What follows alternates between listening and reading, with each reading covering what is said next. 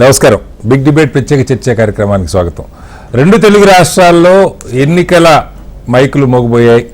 ఈరోజు సాయంత్రం 6 గంటల నుంచి ప్రచారాన్ని నిలిపివేయాల్సిందిగా మనకున్నటువంటి ఎన్నికల సంఘం ఆదేశాల మేరకు పార్టీల ప్రచార సరళైతే ముగిసింది. అయితే ఇంటింటి ప్రచారం, పత్రికల్లో ప్రకటనలు ఇవి కంటిన్యూ అయ్యే అవకాశం ఉంది. దానికి ఎన్నికల సంఘం కూడా అనుమతి ఇచ్చిన పరిస్థితి. అయితే మొత్తంగా ఎల్లుండి జరగబోతున్న సోమవారం ఈ నెల 13న జరగబోతున్నటువంటి పోలింగ్ ఏ రకంగా ఉంటుంది, ఎన్నికల్లో ప్రజలు పెద్ద ఎత్తున పాల్గొనే సంకేతాలు అయితే ఈసారి కనపడుతున్నాయి. అటు ఆంధ్రప్రదేశ్కి కానీ ఇటు తెలంగాణ కానీ హైదరాబాద్ మహానగరం నుంచి లక్షల మంది గ్రామాలకు తరలి వెళ్ళిన పరిస్థితి వస్తూ ఉన్నాం. నిన్న ఒక 3 రోజులుగా ఒక తిరణాల్లాగా హైదరాబాద్ నుంచి బస్సులు వివిధ ప్రాంతాలకి, అటు ఆంధ్రప్రదేశ్కి అలాగే తెలంగాణలో మారుమూల పల్లెలకి, జిల్లాలకు కూడా భారీగా జనం తరలి వెళ్ళారు. సొంత ప్రాంతాలకి ఓటు ఎక్కడుంటే అక్కడ 2 రోజులు వీకెండ్తో పాటు సోమవారం కూడా సెలవుగాటంతో భారీగా ప్రజలు తరలి వెళ్ళారు. ఓటింగ్ భారీగా పెరిగే అవకాశం ఉన్నది.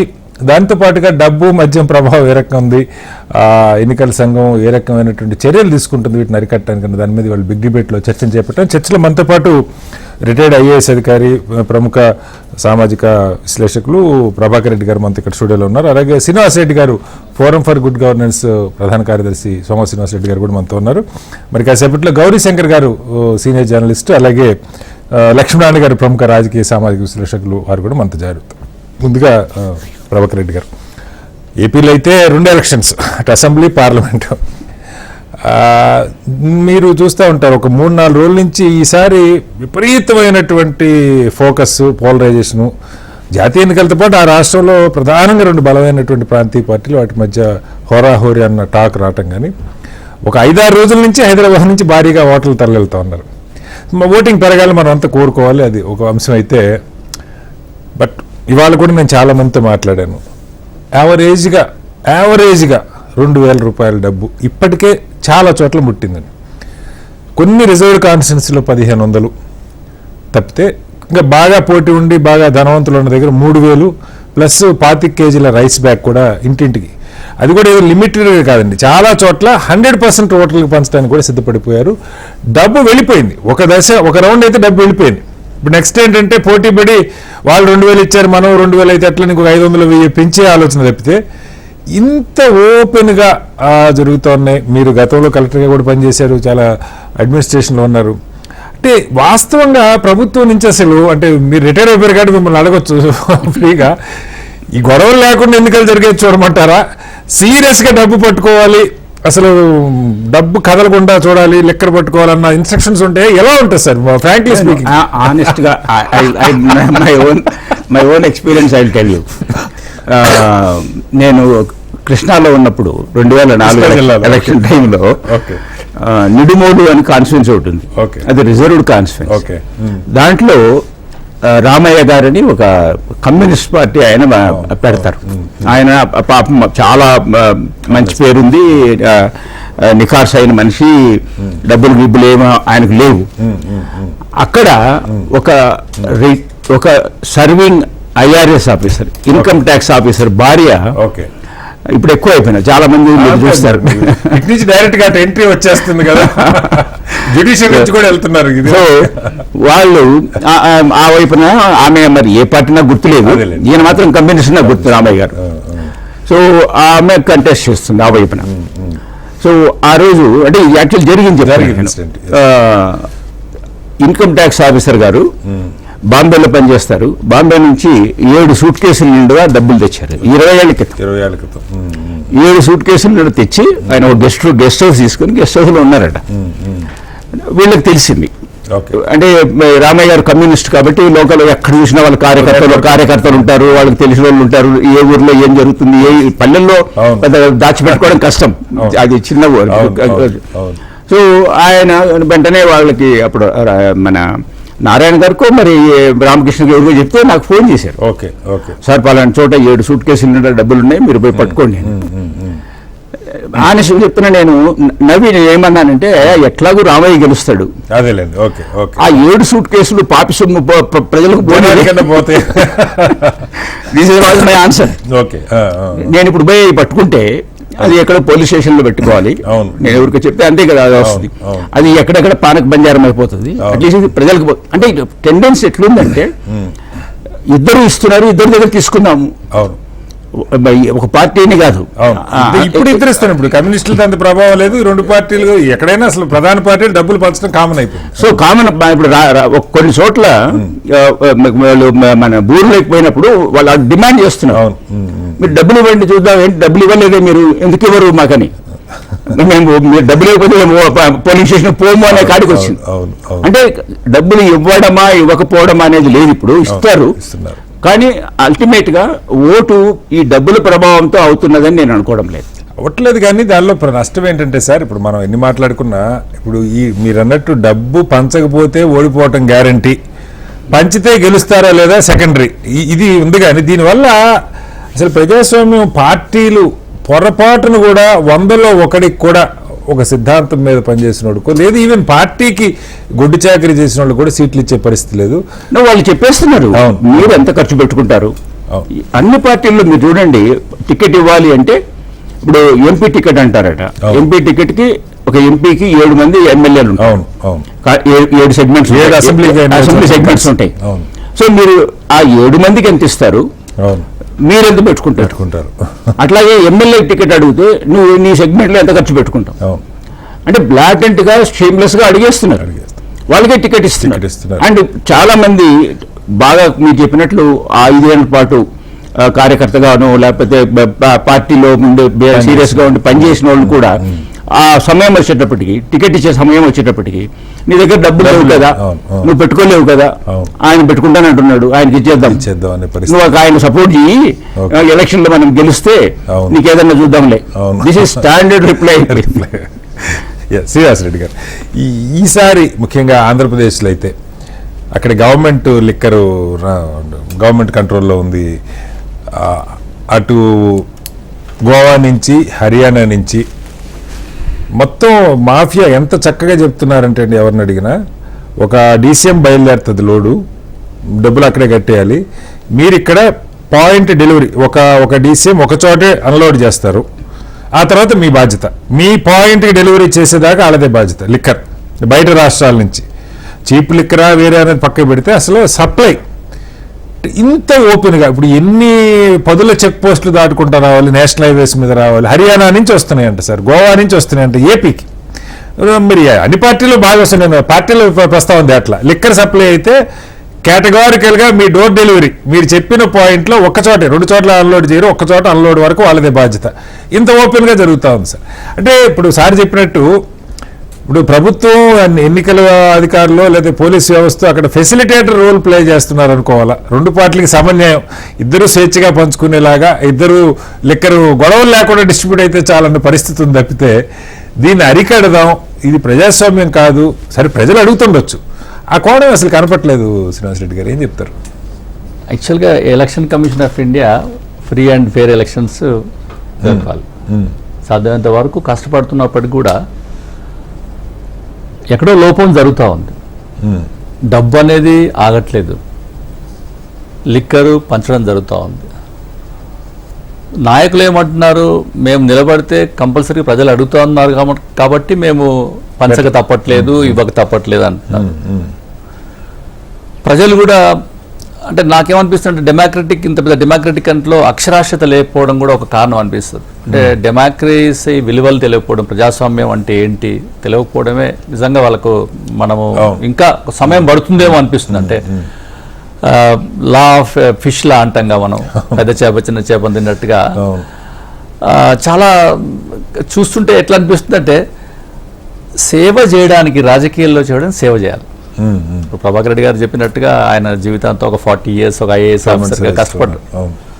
ఇంతకుముందు వారు చెప్తా ఉంటే నాకే ఆశ్చర్యం అనిపించింది. సో అంతే హానెస్ట్గా పనిచేయడానికి ఉన్న వ్యవస్థలో ఒక హానెస్ట్ ఐఏఎస్ ఆఫీసర్ దగ్గర ఇంత ఖర్చు పెట్టి ఎన్నికల్లో గెలిచి ఏమాత్రం రూల్ చేయగలుగుతారు అంటే, నేనంటే డబ్బులు ఖర్చు పెట్టి ఆ పరిపాలన అనేది ఎలా సాధ్యం అవుతుంది? కష్టం. అంటే ఒక నిజాయితీగా గెలవడానికి ప్రయత్నం చేసినప్పుడే ప్రజల దగ్గరికి మనం నమ్మకంగా వెళ్ళగలుగుతాము. పరిపాలన అనేది ఈజీగా జరుగుతుంది. చూస్తా ఉన్నప్పుడు ఐఏఎస్ ఆఫీసర్లు కేర్ కూడా చేయట్లేదు, గెలిచిన వాళ్ళని కూడా చూస్తాం. అంటే వాళ్ళ ముందు నిలబడి సంతకాలు పెట్టించుకునే అసహనం కనబడుతుంది. నేను మన టీవీలో చూసినప్పుడు. సో అటువంటి నాయకులను రాబోయే కాలంలో ప్రజలు బుద్ధి చెప్తారు. ఇది తాత్కాలికమే అండి. ఆ డబ్బు అనేది ఖర్చు పెట్టుకుని నష్టపోతారు. మళ్ళీ మంచి నాయకులు ఎప్పుడైనా వస్తూ ఉంటారు.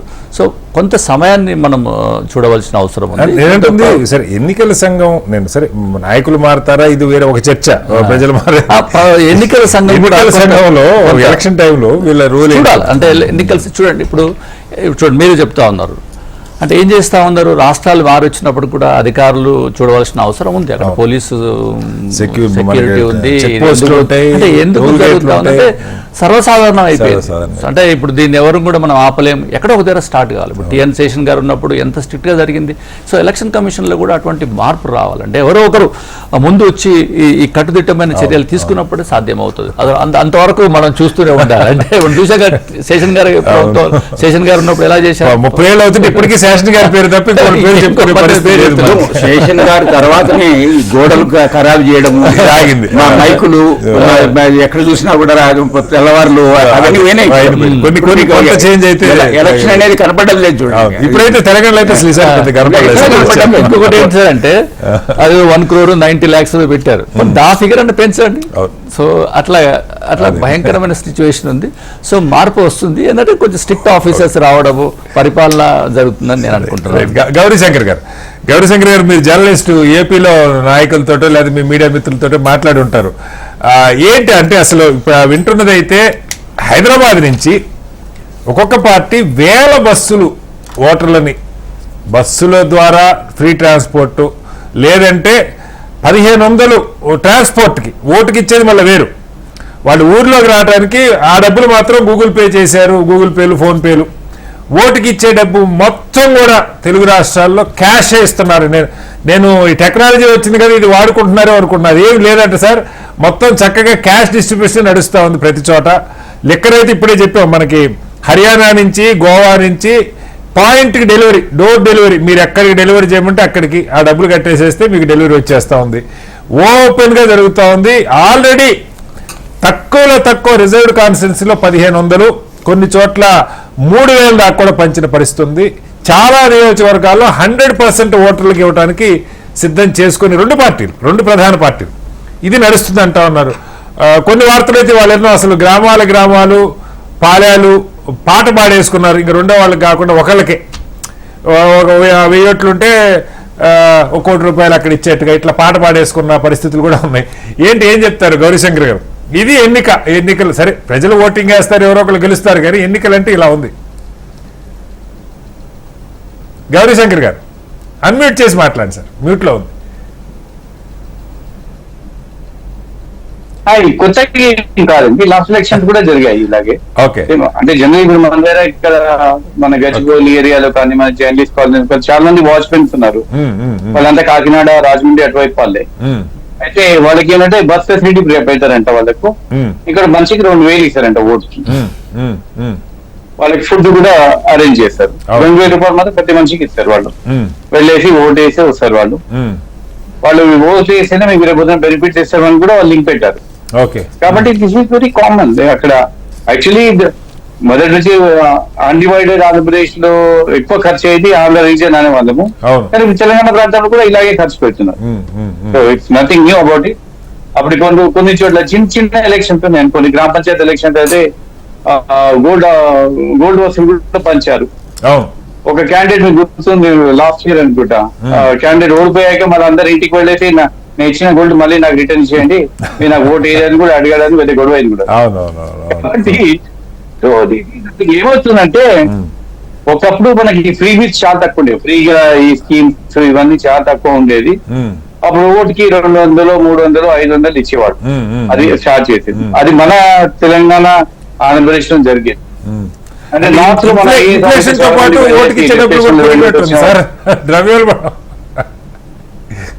నాచురల్ కదా. ఇప్పుడు నేను 80s లో నేను నిజామాబాద్ ఎలక్షన్ కవర్ చేసినప్పుడు ఓటర్ స్లిప్ తో పాటు 200 రూపాయల నోటు, 200 రూపాయలు అటాచ్ చేసి ఒక్కో క్యాండిడేట్ ఇచ్చేవాడు. లేదంటే సపోజ్ మన ఓటర్ ఇంట్లో లేడు అనుకోండి, ఆ ఓటర్ స్లిప్ 200 రూపాయలు వాళ్ళ ఇంట్లో వేసి వెళ్ళేవాళ్ళు. కాబట్టి ఇది జరిగింది. రాను ఇన్ఫ్లేషన్ పట్టేసి, ఇంకోటి ఏంటంటే ఇంకా ఫ్రీబీస్ ఒకవైపు, ఒకదాని ఫ్రీగా మనకు రేషన్ బియ్యం కావాలి, లేదంటే ఎలక్ట్రిసిటీ కావాలని, అది వేరే. ఓట్ ఎలక్షన్ నాడు మళ్ళీ అడుగుతారు, ఎలక్షన్ మాకేంటి. కాబట్టి అండ్ సెకండ్ థింగ్, ఒకప్పుడు ఏదో లారీలలో టిప్పర్లలో వచ్చేవాళ్ళు, ఇప్పుడు అది పోయింది. ఇప్పుడు ఎవరు లారీ సార్ ఏసీ కార్ కావాలి, ఏసీ బుక్ చేయండి, ఏసీ బస్ బుక్ చేయండి సార్ అని అంటారు. కాబట్టి ఎక్స్పెండిచర్ కావాలి. ఒకటి క్యాండిడేట్ కూడా అట్లా డిమాండ్ చేస్తున్నారు, పార్టీస్ కూడా డబ్బులు స్పెండ్ చేస్తున్నారు. కానీ అల్టిమేట్లీ ఏంటంటే ఒక ఓటర్ కి 3 పార్టీల దగ్గర డబ్బులు తీసుకున్న ఓటు మాత్రం ఒకరికి పోతుంది కదా. అవును 3 people లాస్. రైట్. గౌరీశంకర్ గారు, మళ్ళీ లక్ష్మణ్ గారు, మీరు ఆంధ్రప్రదేశ్ లో ఉన్నారు. హైదరాబాద్ నుంచి 3 రోజులు నుంచి అయితే మాకు చుక్కలు కనపడ్డాయి. ఈ కోగట్పల్లి, మియాపూరు, ఈ ప్రాంతాలు, ఎస్ఆర్ నగర్, ఈ ప్రాంతాల నుంచి గంటల తరబడి ట్రాఫిక్ జామ్. మొత్తం ఆర్టీసీ బస్సులేంటి, ప్రైవేట్ బస్సులేంటి, సంక్రాంతికి వెళ్ళినట్టుగా అయితే వెళ్ళారు సార్. భారీగా వెళ్ళారు. సిటీ ఖాళీ దాదాపుగా, ఇవాళ అయితే దాదాపుగా ఖాళీ. అలాగే తెలంగాణ ప్రాంతానికి కూడా వెళ్ళారు. ఓటర్లు పెద్ద ఎత్తున అయితే వెళ్ళారు. 3 రోజులు, 2 రోజులు వీకెండ్, ఇంకొక రోజు. ఎంతమంది వీళ్ళల్లో సీరియస్గా ఓటింగ్లో పాల్గొంటారు? ఓటింగ్ దేశవ్యాప్తంగా మనం చూస్తూ ఉన్నాం. డౌన్ 60%, 63, 64 ఈ రోజులో. ఇంత నేషనల్ లెవెల్లో భారీ ఎలక్షన్ అనుకున్నా రాష్ట్రం, మరి ఏపీ అంటే స్పెషల్గా 2 అసెంబ్లీకి కూడా ఉంది కాబట్టి ఉండొచ్చు. కానీ డబ్బు ప్రభావం, లిక్కర్ ప్రభావం, పార్టీలు ఏ పార్టీల గురించి మనకు ప్రస్తావన కాదు, కానీ ఇవాళ పార్టీల గురించి చర్చించకూడదు. కానీ ఏ రకంగా ఉంది ఎన్నికల సంఘం కానీ పోలీసులు కానీ ఏమన్నా అరికట్టే ప్రయత్నం? అంటే ఏదో హైవేల మీద చెక్కింగ్లు కాకుండా ఒరిజినల్గా ఎక్కడైతే మనీ జనం దగ్గరికి వెళ్తుందో అక్కడ అరికట్టే ప్రయత్నం.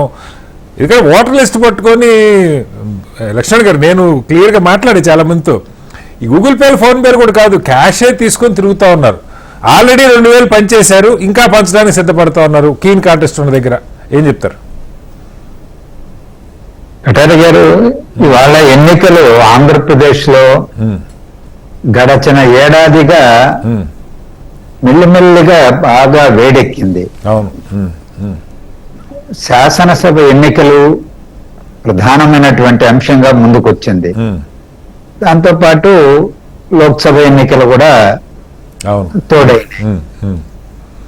ఇవాళ మధ్యకాలంలో కొన్ని రాజకీయ పరిణామాలు, ఘటనలు, వాటి వల్ల కానీ ఆసక్తి ఓటర్లలో పెరిగింది. ఎన్నికల్లో పాల్గొనాలనేటువంటి, ఓటు వేయాలనేటువంటి ఒక ఉత్సాహం స్ప్రెడ్ అయింది.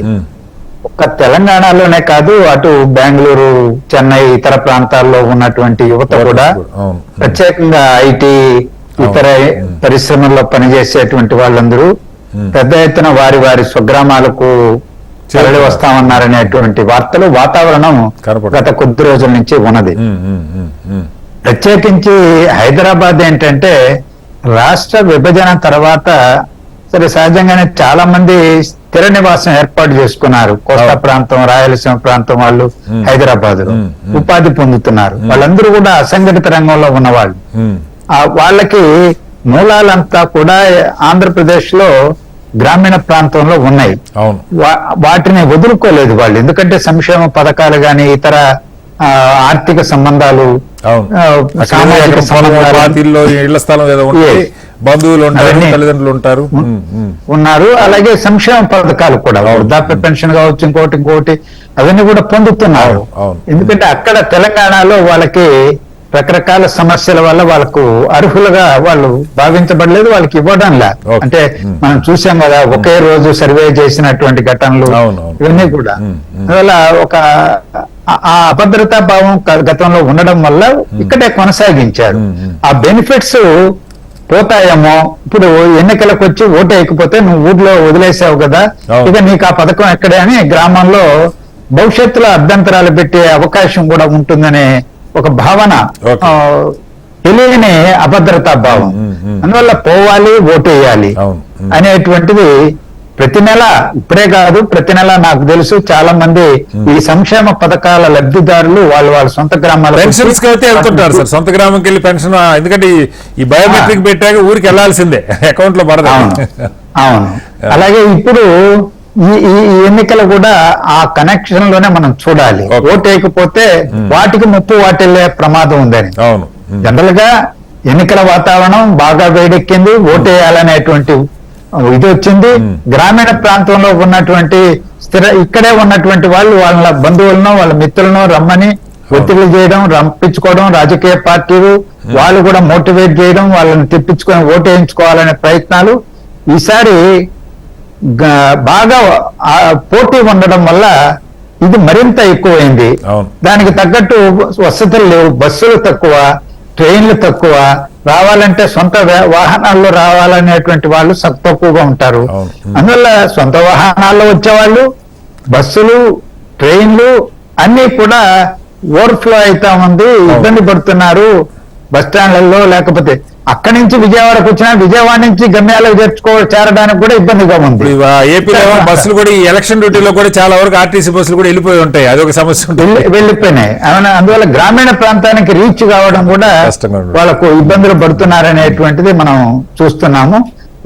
బహుశా ఇవాళ రేపు కూడా ఇదే పరిస్థితి వెళ్ళిపోతారులేండి, రేపు దాకా కూడా వెళ్తూనే కానీ నేనంటే డబ్బుకు సంబంధించి వచ్చేటప్పటికి డబ్బు అనేటువంటిది ఇక విచ్చలవిడితనంగా ఈరోజే ఎన్నికల అధికారులు ప్రకటించారు. ఒక 75 కోట్ల రూపాయల రమారమి నగదు సీజ్ చేశామని.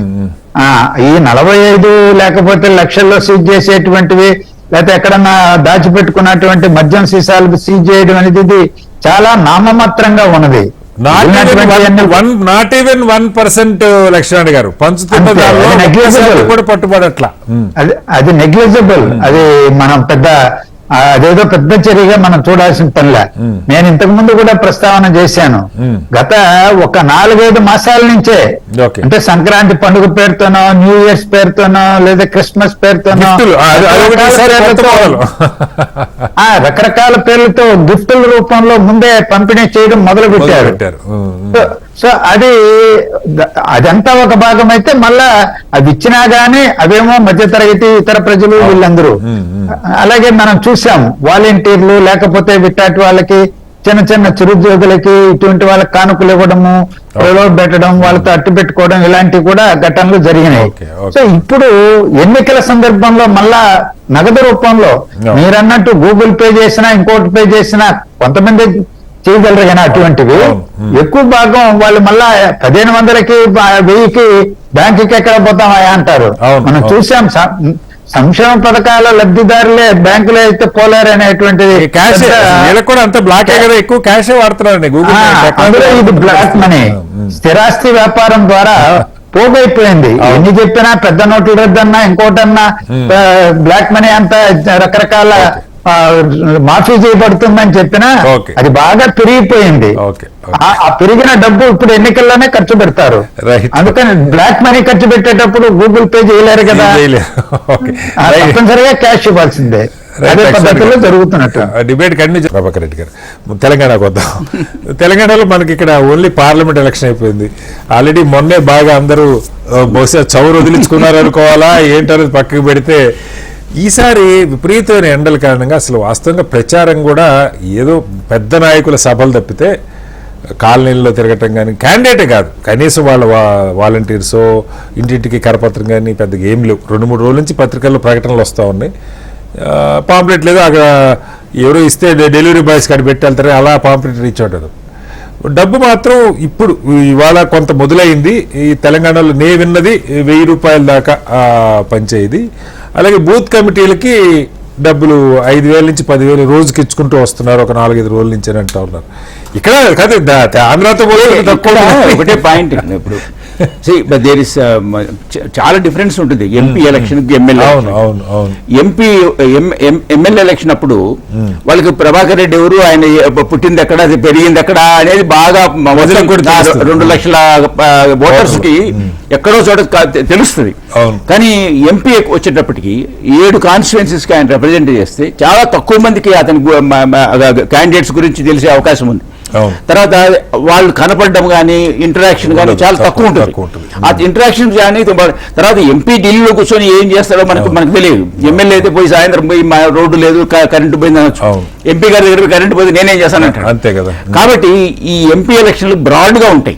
అందుకనే మీరు చూడండి మనకి 3 పార్టీలు ఉన్నాయి ఇక్కడ, బీఆర్ఎస్, బీజేపీ అండ్ కాంగ్రెస్.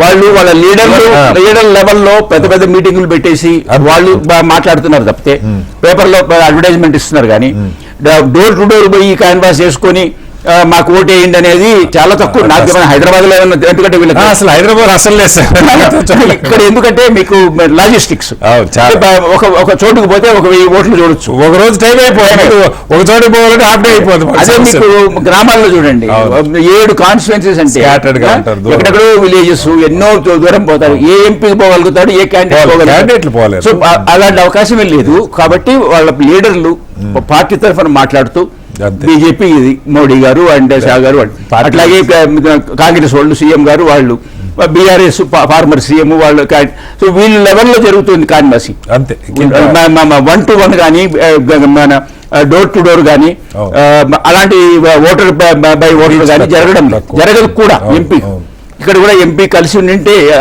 ఆంధ్రలో ఉండేది వేరుగా, కానీ ఇప్పుడు అలాంటి అవకాశం లేదు. సో ఇక్కడ మనకి డబ్బు కానీ మద్యం ప్రభావం కానీ ఏ రకంగా ఉండొచ్చు అంటారు? ఇక్కడ ఎట్లుంటుందంటే నాకు అర్థమైంది, ఎక్కడైతే క్లీన్ కంటెస్ట్ ఉంటుందో, ఇద్దరికి బాగా ఛాన్స్ ఉంది, ఆయన గెలవచ్చు ఈయన గెలవచ్చు, కొంచెమే డిఫరెన్స్ ఉంది అనే చోట మాత్రం కొంచెం డబ్బు ప్రభావం కానీ ఈ ప్రలోభాలు కానీ ఉంటాయి. లేదు అలాంటిది ఏమి లేదు, బాగానే ఒక పార్టీకి బాగుంది ఒక పార్టీకి బాగాలేదు అన్నట్టు చోట ఎందుకు వాళ్ళైనా ఎవరు ఉండరు, ఇచ్చే అవకాశం కూడా తక్కువే. ఎంపీ ఎలక్షన్ లో అదే వచ్చిందటువంటి వాళ్ళు 7 కాన్స్టిట్యుయెన్సీస్ లో పోయి డబ్బులు ఇచ్చి ఓట్లు వేసుకొని అది చేయడం అనేది అంత తేలికైన పని కాదు, లాజిస్టిక్ వర్కౌట్ కాదు.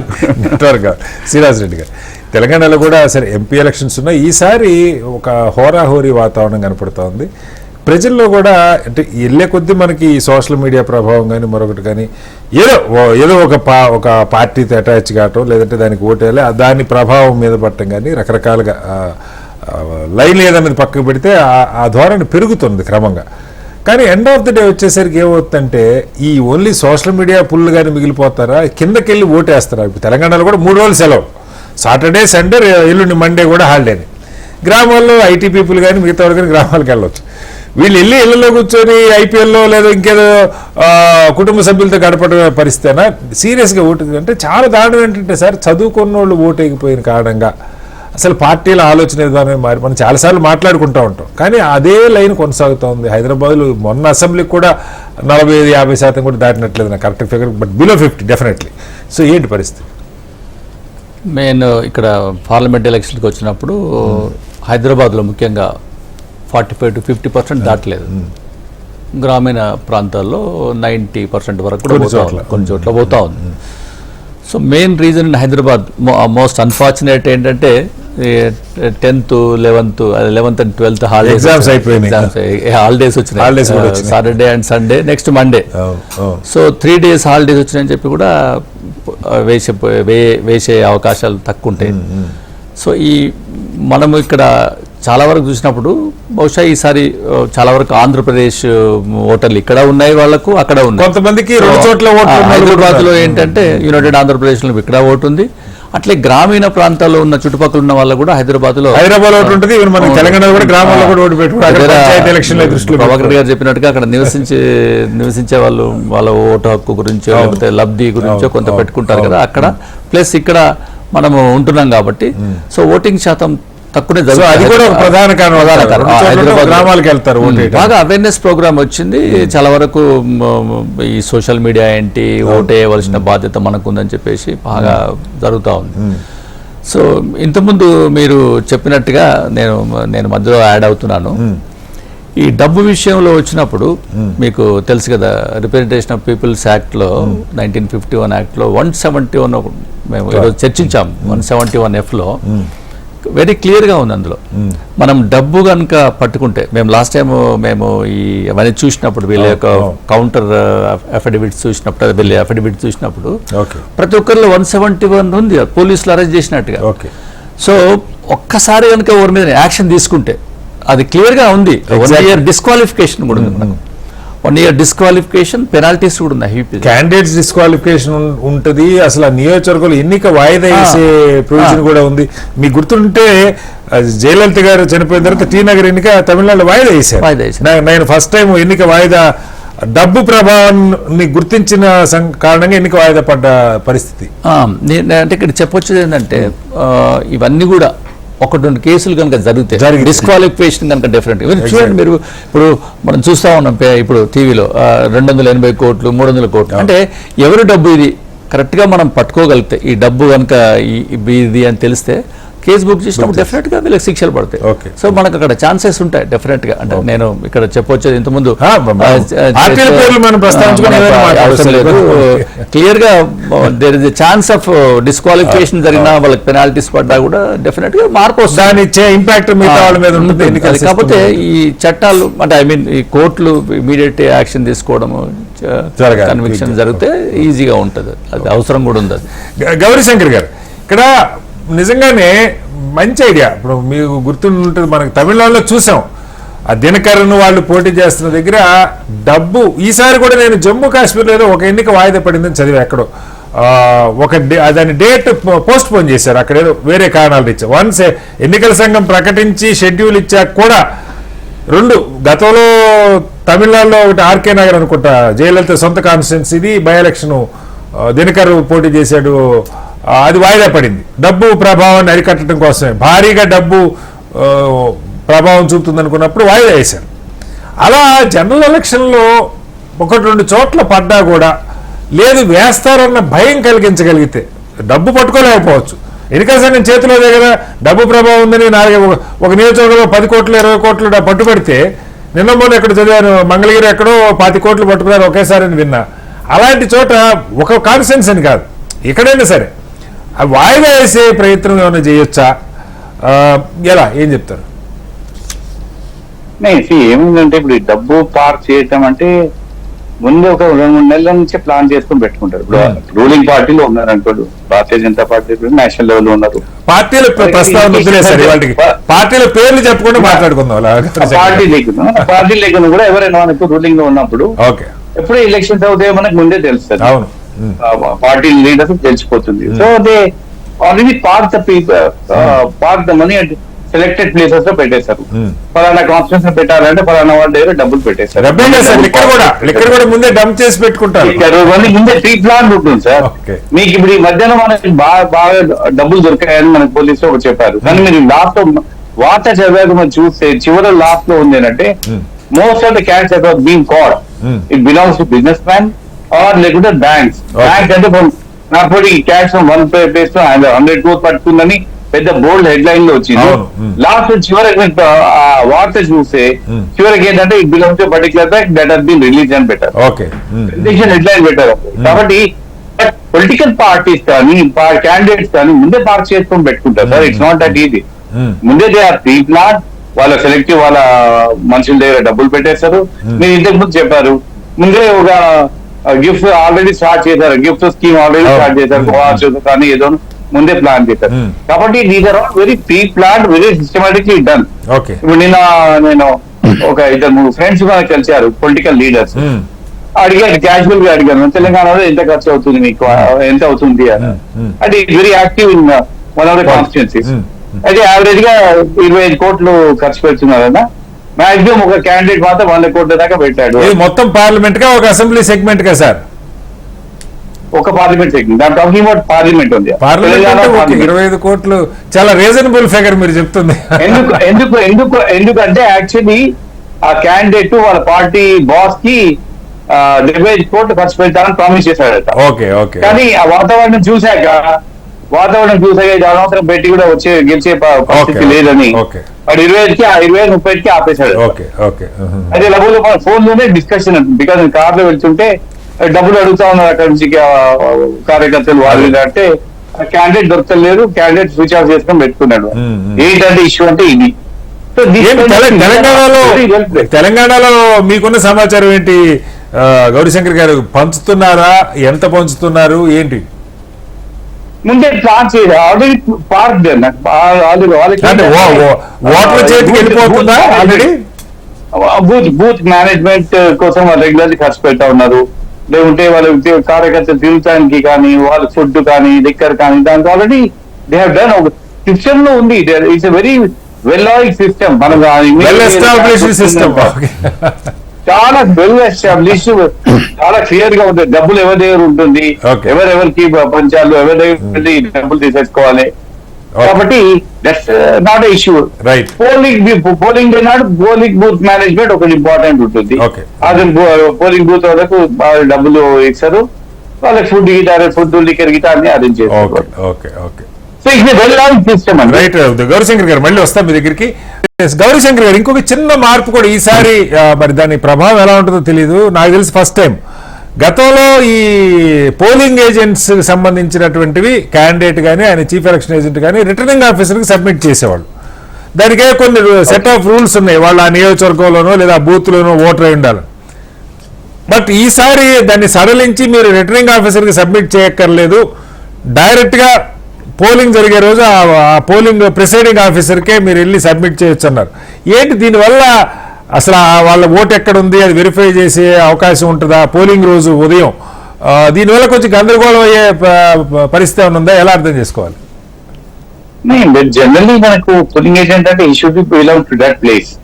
అక్కడ డిఫరెంట్ గా అక్కడ అతను ఉండాలి, లేకుంటే లోకల్ ఐడెంటిఫికేషన్ కోసం అతనే పెడతారు కదా. వాళ్ళకి ముందే కొంచెం ట్రైనింగ్ క్లాసెస్ కూడా కండక్ట్ చేస్తారు వీళ్ళు, ఈవెన్ పార్టీ కూడా కండక్ట్ చేస్తారు. అది ఏ పార్టీకి ఆ పార్టీ చేసుకుంటారు, పార్టీ కండక్ట్ చేస్తారు. అండ్ సెకండ్ ట్రైనింగ్ క్లాస్ ఇస్తారు. And they are played well on the polling day. అంటే ఆ ఒక్క దినం మాత్రం వాళ్ళు బాగా చూసుకుంటారు. పర్టికులర్లీ ఓల్డ్ సిటీలో బాగా చూసారు.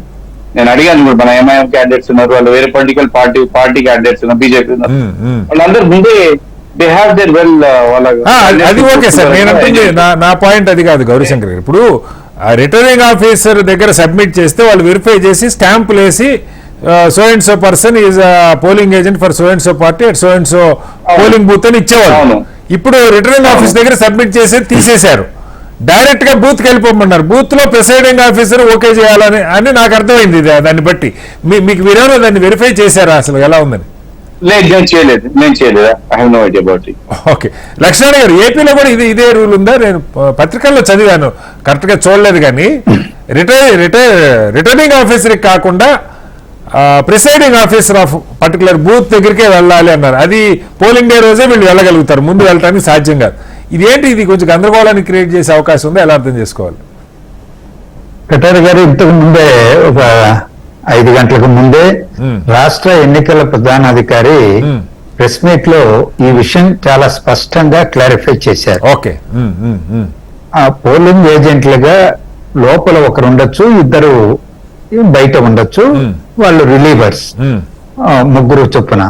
క్యాండిడేట్ యొక్క ఆథరైజేషన్ తో ఒక అరగంట ముందు, గంట ముందు వచ్చి ప్రిసైడింగ్ ఆఫీసర్ కి సబ్మిట్ చేయాలి. గతంలో ముందుగానే సబ్మిట్ చేయడం ద్వారా మిస్యూజ్ చేయబడింది.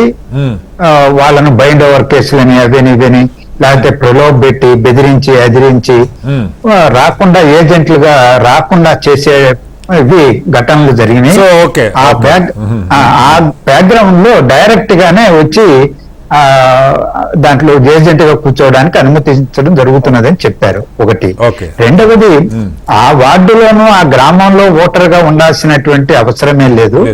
ఆ అసెంబ్లీ సెగ్మెంట్ లో పరిధి, శాసనసభ నియోజకవర్గ పరిధిలో ఉండేటువంటి వాళ్ళని అనుమతించడం జరుగుతుంది. అది ఎలా వెరిఫై చేస్తారు సార్? ఒక బూత్ లో ఓటర్ లిస్ట్ లో ఓటర్ గా ఉండాలి. కాదు, నా ప్రశ్న ఏంటంటే, పోలింగ్ బూత్ కి వెళ్ళాక అక్కడ ఉండే ప్రిసైడింగ్ ఆఫీసర్ దగ్గర ఆ బూత్ ఓటర్ లిస్ట్ ఉంటుంది, కానీ మొత్తం నియోజకవర్గం ఓటర్ లిస్ట్ ఉండదు కదా, ఎలా వెరిఫై చేస్తారు? ఉండదు, అన్ని చోట్ల ఉండవు. ఈ రోజు ఆన్లైన్ సిస్టమ్ వచ్చేసింది కదా, వెరిఫై చేయడం పెద్ద కష్టం కాదు. మన ఓటర్ స్లిప్ ను మనమే డౌన్లోడ్ చేస్తాం. అది కరెక్ట్. మన ఓటర్ ఐడి కార్డు వాళ్ళు సబ్మిట్ చేయగానే దాన్ని కొడితే ఆన్లైన్ లో వాళ్ళు ఓటరా కాదా ఆ నియోజకవర్గంలో అనేటువంటి తేలిపోయింది. ఈ రోజు టెక్నాలజీ అందుబాటులోకి వచ్చిన తర్వాత వెరిఫై చేయడం అనేటువంటిది పెద్ద కష్టం కాదు. ఒకవేళ వెరిఫికేషన్ లో వాళ్ళు లేరని అనుకున్నారు అనుకోండి, వాళ్ళు పక్కన పెట్టారు. సో అందువల్ల ఇది చాలా స్పష్టంగా క్లారిఫై చేశారు దాన్ని. కాస్త స్వేచ్ఛాయుత ఎన్నికలకు జరగడానికి కొన్ని గ్రామాల్లో ఏజెంట్ ని పెట్టుకోవడానికి కొన్ని పార్టీలకు అభ్యర్థులకు అవకాశం ముందే లేకపోవచ్చు. తెలిస్తే ఇబ్బంది, వాళ్ళని ఎత్తుకుపోయే వాళ్ళు ఉంటారు, కిడ్నాప్ చేసే వాళ్ళు ఉంటారు, వాళ్ళు బూత్కి రాకుండా చేస్తారు. డబ్బులు కావచ్చు, ఇంకోటి కావచ్చు, అదిరిస్తారు, బెదిరిస్తారు, చాలా గతంలో జరిగినాయి.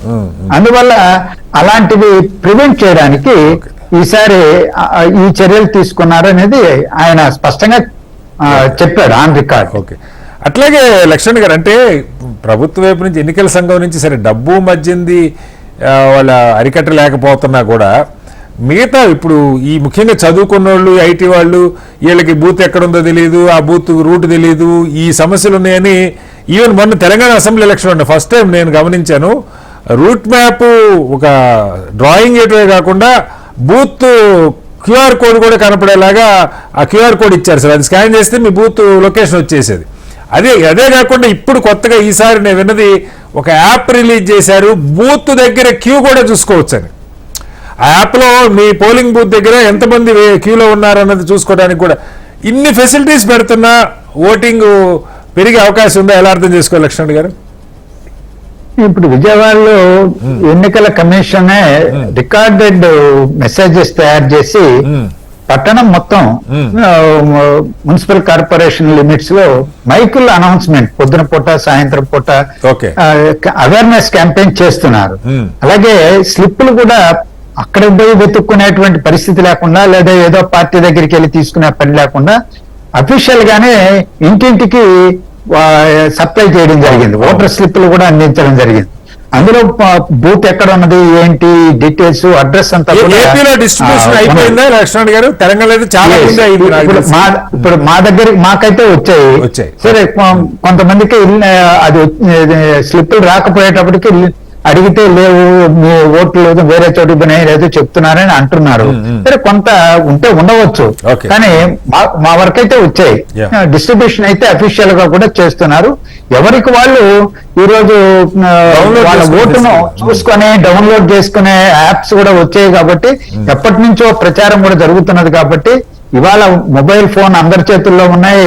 ఇళ్లలో ఏదో కుర్రాడు వాళ్ళు డౌన్లోడ్ చేసుకుంటూనే ఉన్నారు, లేదా సీరియల్ నంబర్ చెప్పినా అక్కడ వేయించేటువంటి అవకాశం. ఓటర్ ఐడి కార్డు ఉంటే ఐ థింక్ 1950 అనుకుంటా ఒక నంబర్ ఏదో ఇచ్చారు, ఆ నంబర్ కి SMS చేస్తే మొత్తం బూత్ డీటెయిల్స్ వచ్చేస్తున్నాయి. గౌరీశంకర్ గారు, తెలంగాణలో ఏంటి మీ అంచనా? అంటే ఈ పోల్ చిట్లు నాకైతే ఒక 10-12 రోజుల ముందే మా ఓట్లు పోల్ చిట్లు అధికారికంగా BLOs booth level officers distribute చేశారు. ఓవరాల్ గా అందరికి అందుంటాయి అనుకోవచ్చా తెలంగాణలో? ఆల్మోస్ట్, ఎందుకంటే ఇక్కడ మన కాలనీలో ఉన్న ఇక్కడ జర్నలిస్ట్ కాలనీలో కూడా వచ్చేసారు, వాళ్ళు పంచారు. జనరల్లీ నేను మాత్రం ఓటింగ్ డే నాడే తీసుకుంటాను స్లిప్, ఎందుకంటే నేను వెళ్ళి సికింద్రాబాద్ ఓటు ఉంది నాది. ఓటు అక్కడ వెళ్ళాక నా ఓటర్ కార్డ్, ఐడి కార్డ్ తీసుకుని వెళ్తాను. అప్పటికప్పుడు 2 నిమిషాలు వాళ్ళు ఇచ్చేసారు కార్డు, ఓటర్ స్లిప్ ఇచ్చేసి తీసుకుని పోతాను. ఇప్పుడు పెద్ద ప్రాబ్లం ఏం లేదు. ఇంతకు ముందు సార్ చెప్పినట్టు now you can download it, మనకు ప్రింట్ అవుట్ తీసుకొని పెట్టుకోవచ్చు ముందే. అండ్ సెకండ్ థింగ్ యాప్స్ వచ్చేసిన యాప్ లో మొబైల్ లో చూసుకోవచ్చు. లేకపోతే ఓటర్ స్లిప్ తీసుకొని వెళ్ళిపోవచ్చు. It's not big issue now. ఇంతకు ముందు అంటే కొంచెం జాగ్రత్త ఇవన్నీ పెట్టుకోవాలి, ఓటర్ ఇది కార్డు ముందే తీసుకొని పెట్టుకోవాలి, ఆ స్లిప్పులు తీసుకొని సీరియల్ నెంబర్ అని చెక్ చేసేది ఉంది. అంటే అంత రెడీమేడ్ గా ఉంది కాబట్టి it's not big issue. Second thing, మన పర్టికులర్లీ మన ఏరియాలో ఉన్నారు ఆల్రెడీ ఏళ్ళ నుంచి ఉన్న వాళ్ళు అయితే ఇట్స్ నాట్ ముఖం చూడగానే గుర్తుపెట్టి వాళ్ళ ఓటర్ పేరు తీసి ఇచ్చేసారు వాళ్ళు. శ్రీనివాస్ రెడ్డి గారు, అంటే తెలంగాణలో కూడా మనకి ఒకప్పుడు పరిస్థితి ఏమో అసలు ఆ పోల్ చిట్లని రాసిచ్చేవాళ్ళు, అదొక ప్రహసనం. 15 రోజుల పాటు ఆ పోల్ చిట్లు రాసుకునేవాళ్ళు, ప్రింటర్లు గింటలు లేని రోజులు. ఇప్పుడు టెక్నాలజీ మారి మీకు అసలు ఇంట్లో కూర్చుంటే వచ్చే పరిస్థితి, బూత్ దగ్గర చూసుకునే పరిస్థితి కూడా. అలాగే పోలింగ్ ఏజెంట్లు బయట కూర్చుంటారు కదా బూత్ దగ్గర, వాళ్ళు ల్యాప్టాప్లు పెట్టుకొని శుభ్రంగా అసలు మనిషి వెళ్ళి ఏ పేరు చెప్పినా, ఫోన్ నెంబర్ చెప్పినా కూడా నిమిషాల్లో ట్రేస్ చేసి ఇచ్చేస్తున్న పరిస్థితి. సో దీన్ని ఏంటి ఇంప్రూవ్మెంట్కి ఈసారి ఎలా ఉందనుకోవచ్చు?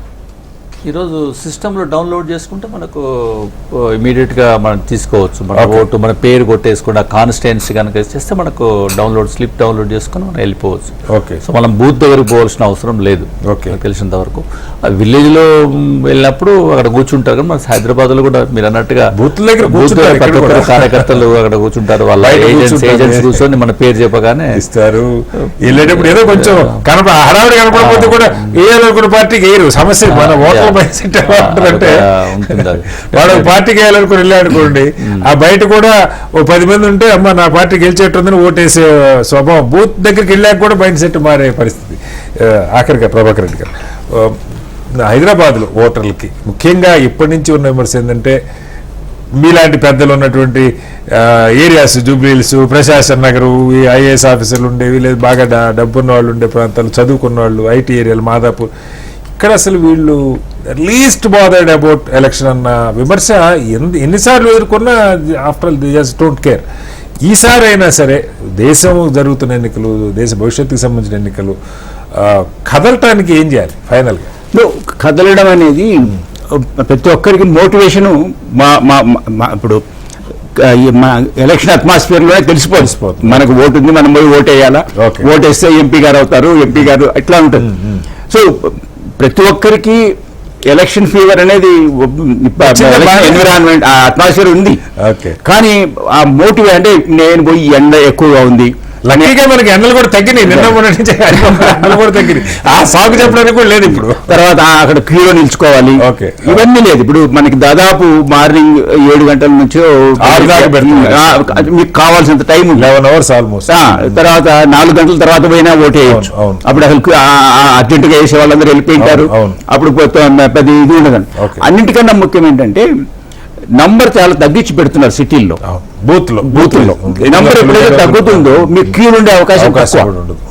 మీరు మార్నింగ్ 2-3 hours లో ఫస్ట్ అవర్స్ లో పోతే క్యూలు ఉంటాయేమో కానీ మిగతా టైంలో పోతే అసలు వాళ్ళు ఖాళీ కూర్చొని ఉంటారు. 500 ఓట్లకు ఒక బూత్ ఉన్న ఇది కూడా. సో 750కి మామూలుగా యావరేజ్ పెడతారు. సో మనకి క్యూలో నిల్చుకోవాల్సిన అవసరం లేదు, ఎండలో పోవాల్సిన అవసరం లేదు. మనకు బాధ్యత కింద తీసుకోవాలి. ఓటు వేయడం అనేది డెమోక్రసీలో ఒక పౌరుడిగా చాలా చాలా చాలా ఇంపార్టెంట్ అయిన మనకి అదొక రెస్పాన్సిబిలిటీ. మన ఓటు నా ఓటు వేయకపోతే ఇప్పుడు అందరూ అంటుంటారు, కొంతమంది అంటే నా ఓటు వేయకపోతే ఏమవుద్ది, ఎంపీ కాన్స్టిట్యున్సీలో 15 నుంచి 30 లక్షలు ఉన్నారు ఓటర్స్. కానీ అట్లా కాదు, డ్రాప్స్ మేక్ ఓట్.